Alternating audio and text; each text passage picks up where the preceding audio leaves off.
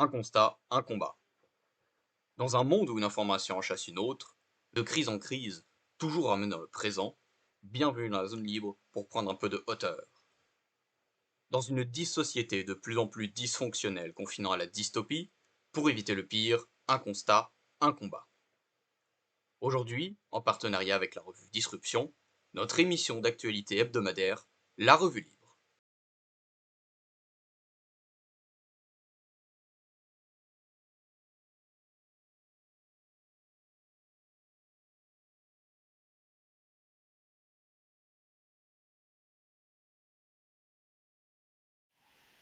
Steve. Bonjour à tous, bonjour aux esprits libres, bienvenue pour votre revue d'actualité. Bonjour Flavie. Bonsoir David. Bonsoir aux esprits libres. Très libres. Essayons d'avoir de l'esprit face aux esprits libres. Aujourd'hui, nous allons parler de Trump au Moyen-Orient, des conflits avec la Chine, du prix Nobel de la paix, des révoltes à Madagascar, et du point de vue national, le nouveau gouvernement Le Cornu et l'inéligibilité de Marine Le Pen. Commençons dans le dur. Au Moyen-Orient, Trump, le 13 octobre, est passé devant la Knesset, annonçant un nouvel âge de paix. En grande fanfare, c'était du grand show rock'n'roll à l'américaine, avec des vagues d'ovations et d'applaudissements. Les images sont tonitruantes. C'était assez amusant d'ailleurs en France, sur 4 chaînes, tu pouvais voir la retransmission de l'événement au même moment.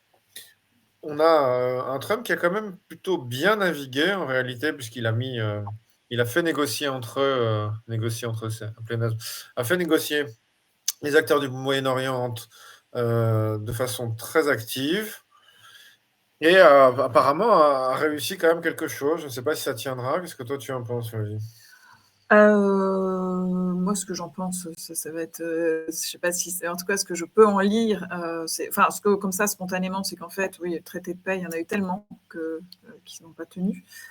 Donc bon, je suis assez étonnée que le Hamas accepte, même s'il est en position on a évoqué la semaine dernière pourquoi il ne pouvait qu'accepter, mais c'est vrai que bon, je ne sais pas trop, à quoi en penser, à un niveau plus personnel. Moi, j'ai envie de citer, alors non, je vais citer, Georges Malbrunno pour, quand tu parleras de Sharm el-Sheikh plutôt. Là, sur la Knesset, je n'aurais pas grand-chose à ajouter. Bon, en tout cas, il semble être du bon aloi de dire que toute la communauté internationale est contente que les otages des deux côtés aient été libérés. Il y a un échange de prisonniers, ce qui va dans la bonne direction.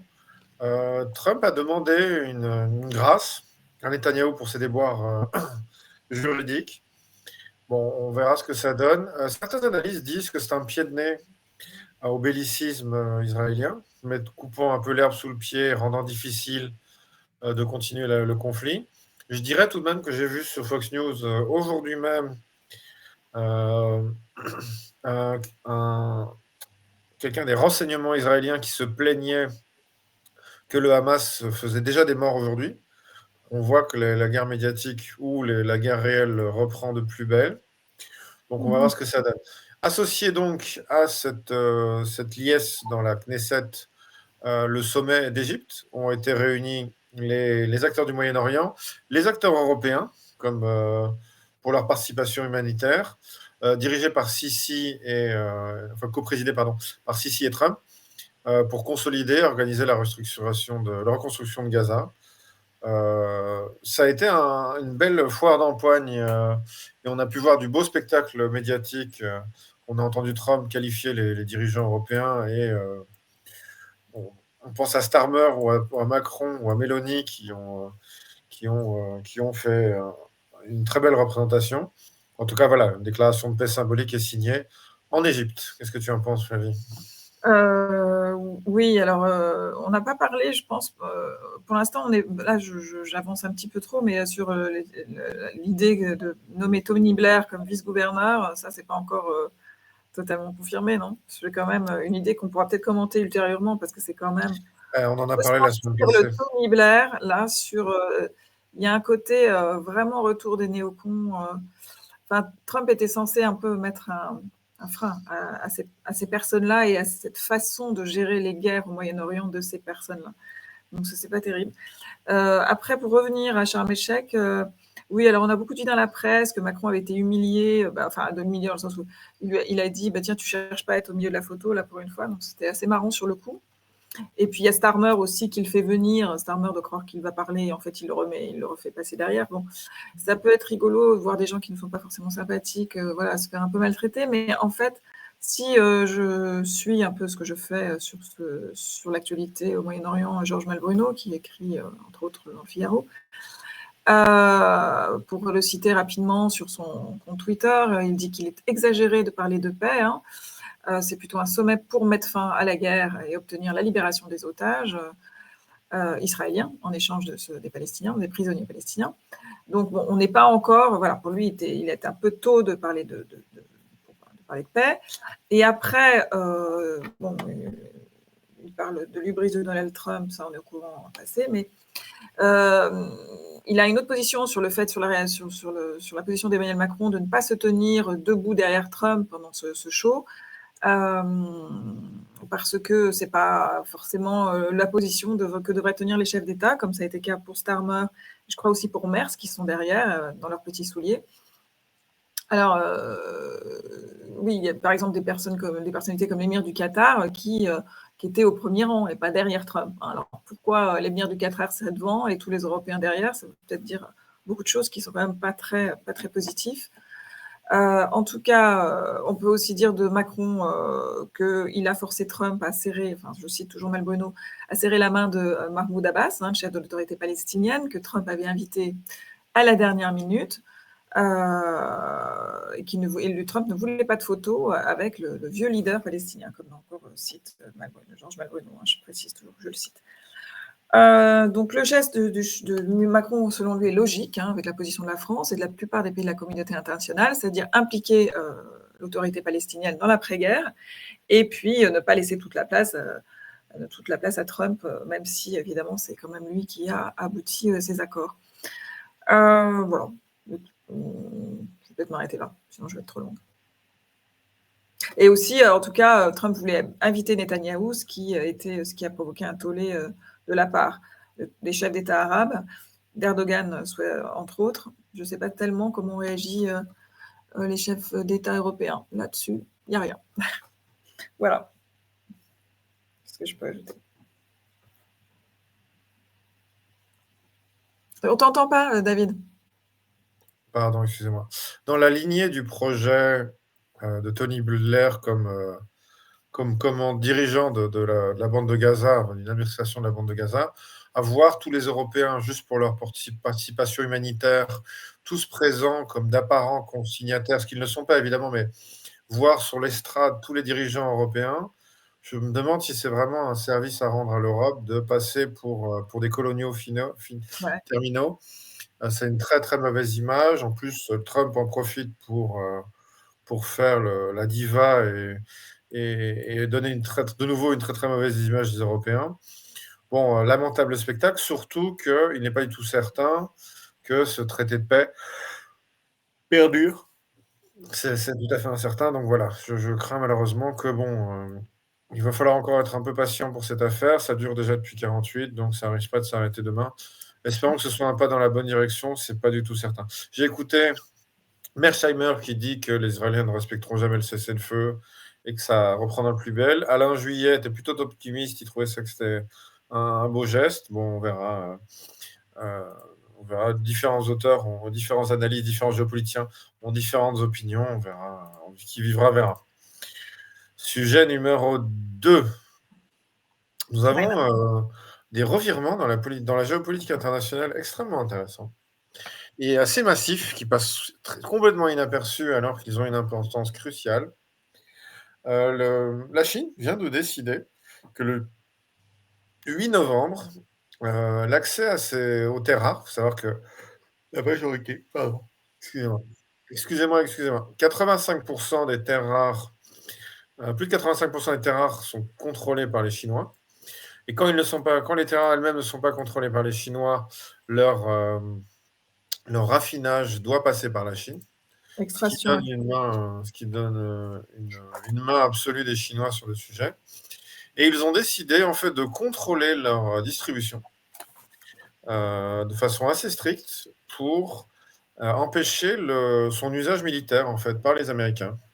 Je vais donner le détail, mais qu'est-ce que toi tu en penses déjà de prime abord?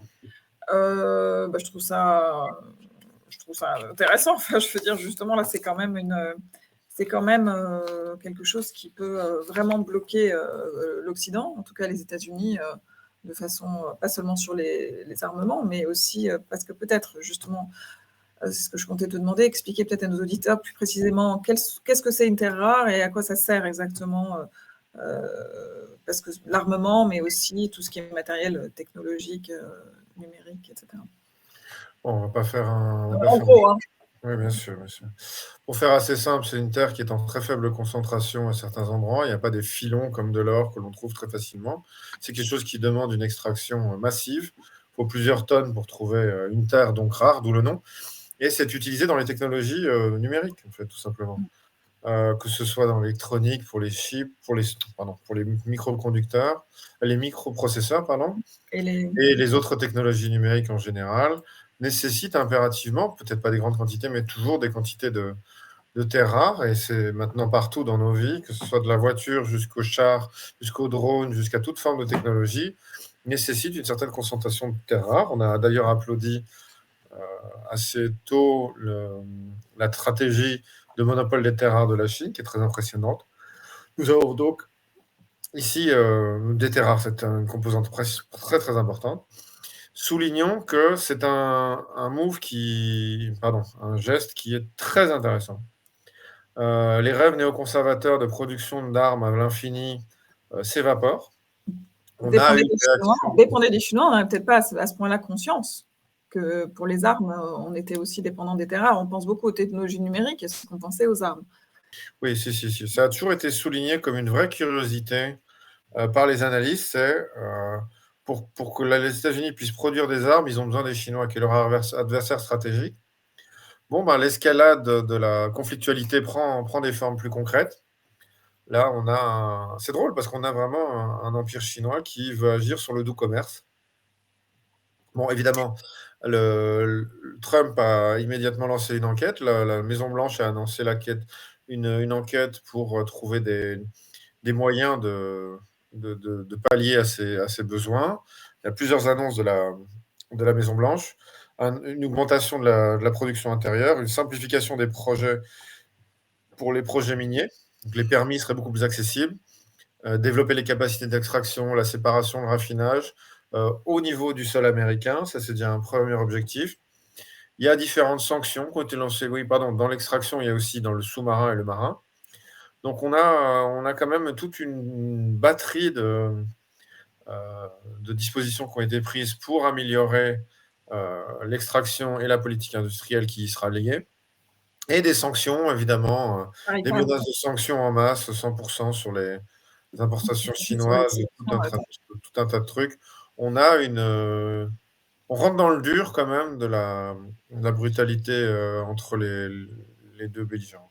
Pas les deux belligérants. Les deux partenaires, en fait, pour le moment. C'est les deux adversaires, mais les deux partenaires pour le moment. Oui, ça devient intéressant. En tout cas, moi, ce que je constate, c'est c'est une réaction immédiate d'indépendance de la part des États-Unis. C'est-à-dire, il y a les tarifs, certes, mais il y a aussi une relance immédiate de production intérieure pour être plus autonome et souverain. Oui. On notera aussi qu'au même moment, le Danemark s'est plaint et s'est équipé en matériel américain.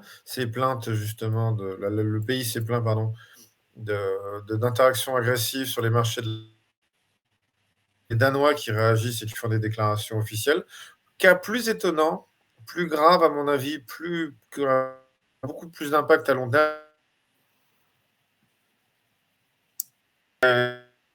nationaliser ou absorber une entreprise chinoise. Une partie de Philips, donc Expedia, avait été revendue aux Chinois et vient d'être expropriée il y a quelques jours. Tout simplement, il y a 2 jours, pardon, ont été expropriés aux Chinois pour des raisons de sécurité avec des vagues notions de droit, du droit qui est plutôt utilisé en cas d'invasion. Donc on voit quand même qu'on rentre dans le vrai monde de la multipolarité. C'est quelque chose qu'on n'avait peut-être pas pris toute la mesure, mais bien comprendre la dureté du monde dans lequel on vit, le peu de respect des règles. Je pense que les rapports internationaux vont devenir de plus en plus fourbes, pour le dire assez simplement. Mais on a des transformations des relations qui se durcissent à une vitesse très impressionnante. Et plus triste, on peut voir le niveau de soumission des Européens aux Américains. Parce que je ne suis pas persuadé que ce soit dans l'intérêt des Européens de se confronter aussi drastiquement aux Américains, aux Chinois, pardon. Ouais. Et on rappellera aussi qu'il y a eu un accord il y a quelques mois entre Trump et l'Ukraine sur les terres rares. C'est à peu près le premier geste qu'a fait Trump après son élection, c'est d'aller obtenir des droits sur l'extraction des terres rares en Ukraine. Pour être précis, BlackRock avait des accords pour l'extraction des terres rares qu'ils ont abandonnés. Parce que ces terres rares sont à l'est. Oui. Et donc Ce sont en territoire contrôlé par les Russes. Oui, le territoire qui a été repris par les Russes, oui. C'est pas pour rien aussi, d'ailleurs. C'est un petit problème. Mais je crois quand même qu'il reste, c'est quelque chose qu'il faudra vérifier, qu'il reste quand même quelques territoires. Alors, est-ce que depuis, ils ont été repris? On va peut-être pas aller par là parce que je ne suis pas capable de répondre. Mais qu'il restait un peu de terrain, justement, où il était encore impossible pour les Américains de se servir. Mais bon, à investiguer. Désolée. En tout cas, on voit une montée des tensions et on voit la difficulté de combattre des gens qui sont autonomes. C'est-à-dire que les Russes et les Chinois sont autosuffisants et n'ont pas les mêmes niveaux de dépendance. Les Américains souffrent de leur dépendance à l'étranger, notamment aux Chinois. Honnêtement, si les Chinois arrivent à réduire fortement la production militaire américaine, on va voir une transformation profonde des relations internationales. Très profonde. Il y a une réponse aussi américaine sur les droits de douane supplémentaires sur d'autres produits, c'est-à-dire tu parles de matériel biotech et des investissements américains en semi-conducteurs.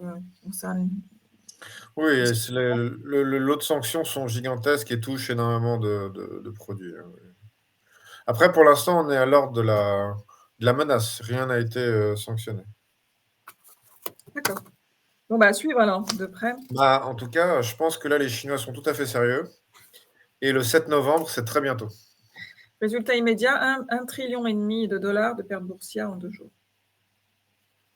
Des pertes boursières de quel côté? Non, mais les bourses s'effondrent un petit peu, réduisent un peu. Toute incertitude font baisser les bourses. Ici, c'est beaucoup plus profond. Il faut quand même se rendre compte de la situation. Donc on verra les enjeux. On voit les enjeux, on verra les effets. Et des effets économiques qui peuvent aller jusqu'à 30% des programmes retardés au Pentagone, plus 25% sur les coûts Apple, par exemple. Tesla, Ford, baisse de production estimée à 15-30%. Et après, il y a aussi la question de Taïwan là-dedans. La question de Taïwan, c'est parce que tous les microprocesseurs sont faits à Taïwan. Et c'est un enjeu aussi. Mais on ne va pas rentrer dans le détail, on va attendre que ça se développe un peu. Parce que le mois prochain, à mon avis, on y verra déjà légèrement plus clair. L'année prochaine, encore plus clair. Bon, il faut attendre un petit peu. En tout cas, on aura présenté un point qui est important et dont on parle très peu dans les médias. Ok. Après ce point d'inquiétude, parlons paix. Parlons amour entre les humains. Parlons prix Nobel de la paix. C'est beau. Alors, ce mois-ci, Madame Maria Corina Machado a reçu le prix Nobel de la paix. Il faut peut-être préciser que en 2024, c'est un Japonais qui le recevra pour son travail sur les méfaits de la prolifération nucléaire. L'année d'avant, en 2023, c'est une Iranienne qui le recevra pour la promotion des droits, les libertés pour tous en Iran. L'année d'avant, c'est la Biélorussie, un Russe, une association russe, une association biélorusse et une association ukrainienne qu'ils les recevront pour limiter pour documentation des crimes de guerre et le combat contre les violations des droits de l'homme. Et encore l'année d'avant, notons que M. Muratov, pour le combat de la liberté d'expression en Russie, le recevra. Donc, tout ça pour le dire assez franchement, on a l'impression quand même que, je vais être un petit peu violent, le prix Nobel, c'est la voiture balai de l'impérialisme américain. Je suis désolé, le Venezuela reçoit, enfin la dame qui s'oppose à Maduro reçoit un prix Nobel de la paix quand les Américains ont manifestement décidé d'attaquer le Venezuela. C'est Ouais, étonnant. c'est quand même. On parle de prolifération nucléaire en 2024 alors que la guerre en Ukraine prend des proportions un peu étonnantes. En 2023, l'Iran, comme d'ailleurs en 2025 et en 2024, était dans le collimateur, donc on félicite une association des droits de l'homme, en tout cas des droits de l'impérialisme. Et là, en 2022, lors de l'invasion russe, on donne de l'argent, on donne le prix Nobel à des associations qui combattent pour la dénonciation des crimes de guerre, la violation des droits de l'homme et les abus de pouvoir. Ça devient vraiment très peu discret. Je trouve qu'on y va fort, là. Je sais pas ce que toi tu Ouais, en penses. c'est un peu énorme. C'est un peu énorme. J'avais entendu, mais c'est pareil, il faudra vérifier que les locaux de la CIA étaient pas loin des locaux du Nobel à Oslo. Je pense pas qu'il y ait besoin de la CIA pour ça, Il hein.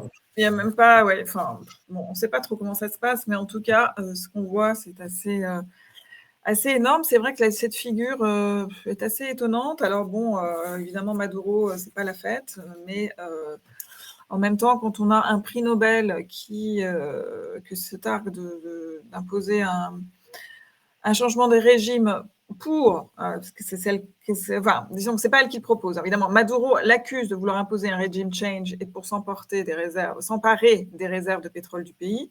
Mais enfin, c'est elle qui parle quand même de privatisation des réserves de pétrole et de rachat par des compagnies étrangères. Elle a même déjà parlé de ça, donc c'est que le début, et principalement américaine, évidemment. Je crois qu'elle citait même le terme, le fait que ce seraient des compagnies américaines qui seraient amenées à éventuellement investir dans le pétrole vénézuélien. Il faut savoir que ça représente 95% des exportations au Venezuela, le pétrole, et que c'est un pays qui a des très très fortes inégalités sociales, qui paraît-il a quand même une économie de marché, qui est dans le Mercosur, on en parlait l'autre jour, qui est le 5e puissance économique après le Brésil, le Mexique, l'Argentine et la Colombie, donc c'est quand même pas le dernier malgré un gouvernement plutôt d'extrême gauche dur. Bon, c'est pas le dernier, mais fort d'inégalité, 60% de pauvres à Caracas, hyperinflation, la queue pour obtenir la plupart des produits de base.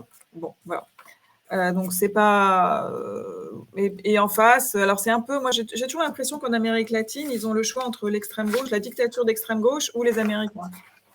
J'ai l'impression que c'est très que les choses changent beaucoup. La difficulté avec ça, c'est que on n'a pas eu le temps d'aller chercher d'autres sources que des sources occidentales. Et là, ce sont des sources Wikipédia, mais bon, le Oui, Venezuela, bon, on n'a pas besoin d'aller sur Wikipédia pour savoir à peu près de en quoi tout il cas, retourne. je ne sais pas ce qui se passe au Venezuela. C'est certes pas un régime qui me plaît. Je sais que c'est un régime qui déplaît aux Américains. Mais en tout cas, j'aimerais bien que le pétrole serve aux Vénézuéliens, au peuple vénézuélien. Bon, pour revenir sur le prix Nobel, elle a quand même souligné qu'il fallait absolument intensifier les pressions contre Maduro. Donc, c'est une anti-Maduro extrêmement dure. Elle souligne qu'elle apprécie et salue les opérations américaines contre la lutte contre la drogue, pour la lutte contre la drogue dans la région des Caraïbes, qui ont quand même détruit plus de 4 bateaux aujourd'hui, comme stratégie d'affaiblissement du régime. Donc elle n'est pas contre l'intervention militaire des États-Unis. Elle souligne cette privatisation avec sa faveur pour les entreprises américaines. Donc on est quand même face à quelqu'un qui semble plus défendre les intérêts atlantistes plutôt que son pays. Mais elle est là depuis longtemps, puisqu'elle combattait Chavez avant Maduro. Et on voit une photo en 2005 dans le bureau présidentiel américain. Elle est avec Bush Junior, c'est ça. Ça fait longtemps qu'elle est un peu, qu'elle est un petit peu l'envoyée des Américains pour créer une révolution. Enfin, en tout cas, elle joue un personnage de révolutionnaire. qualifiée de sorcière démoniaque par Maduro.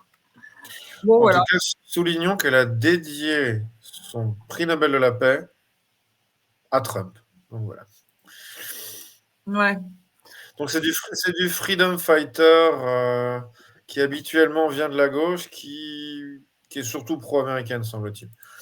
Bon, en tout cas, c'est vraiment un drôle de paysage d'un prix qui perd de la valeur d'année en année.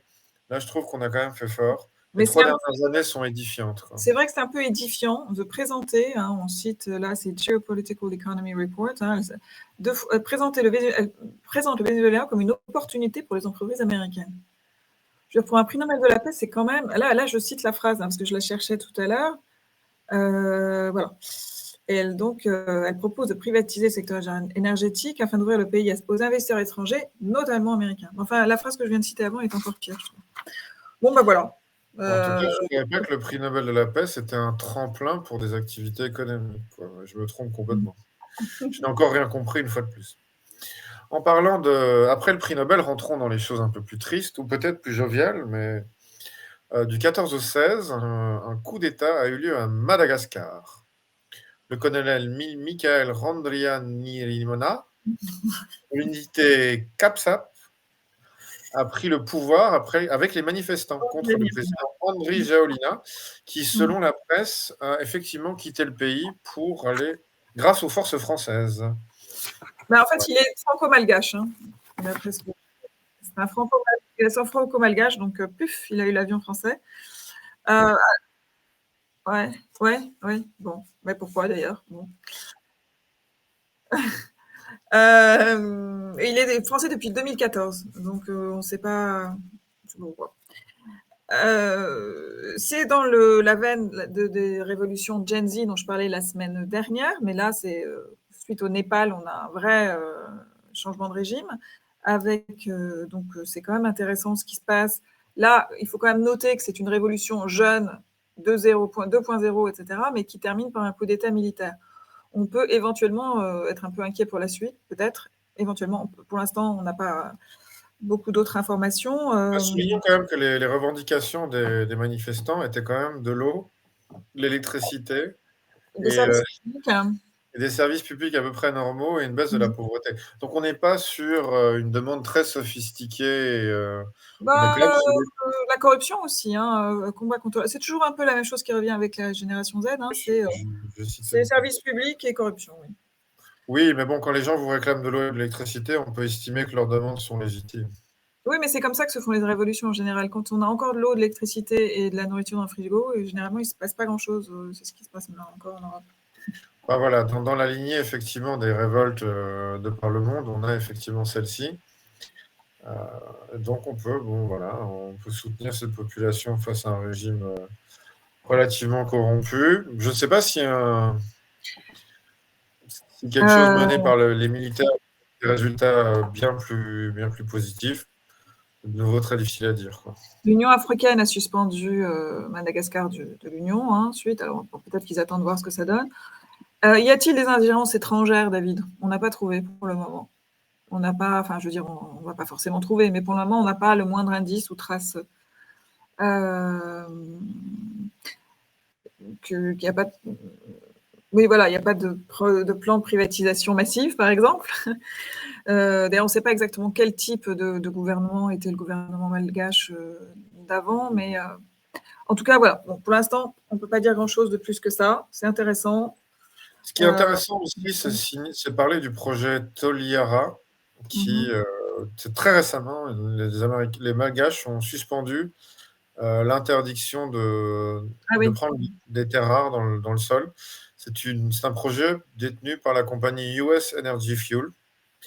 Donc, on a peut-être des enjeux économiques, mais c'est très difficile de trouver pour le moment ce qu'il en est. Il va falloir un petit peu patienter.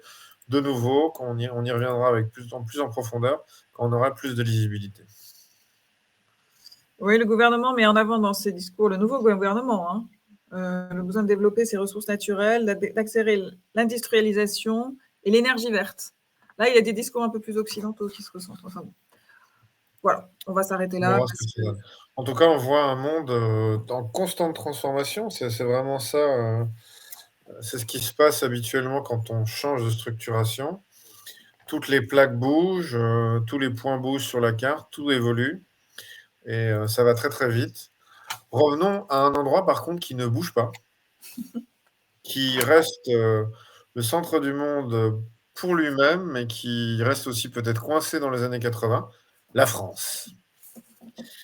Alors, il paraît que Monsieur Lecornu, après avoir été reconduit comme Premier ministre, vient de passer son budget sans être censuré. Ouais. Et pourquoi? C'est possible. En tout cas, non, il n'a pas été censuré. Il n'a pas eu le vote de censure n'a pas fonctionné, pardonnez-moi. Et c'est grâce au Parti socialiste.